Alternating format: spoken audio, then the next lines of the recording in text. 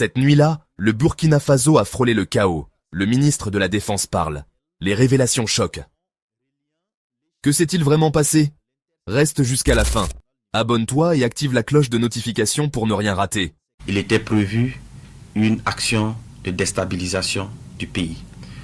Cela allait se faire par une série d'assassinats ciblés des autorités civiles et militaires, en commençant par la neutralisation du camarade capitaine Ibrahim Traoré, chef de l'État, président du Faso, soit à bout portant, soit par une action pour miner son domicile. Et cette affaire abracadabrante ne visait pas que le chef de l'État.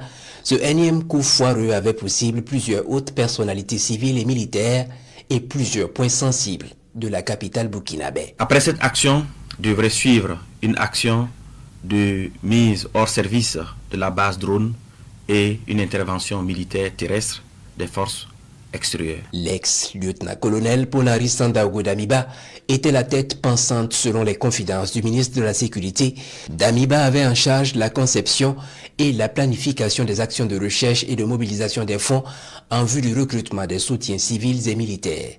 Une bonne partie du financement provient de la Côte d'Ivoire, ce que confirme ce témoin complice, El Hadj Madissa Kandé.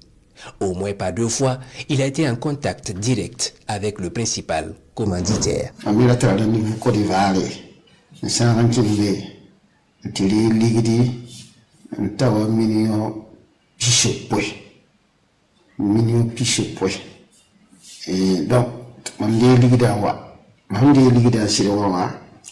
Président Dambe Bassir Bolama na sonse ade pakabat ayibu pa mirawa na wali ligida da yeko bla da niveau TCR gara e man tumneti kenge o be meeting kenge tole e man hanta bala pakabana je kabnushi e tuzo écouter damma man sitawa e pareil pipi côté gosa je kanugo donc anema mi hinjeti ngi hedwa ton kimenti tan kisa do am pagomne yi mi so parame mon mi yeme hiyase je kanugo to ton ledin kenge titan kisa. Il s'agit d'une énième tentative étouffée dans l'œuf.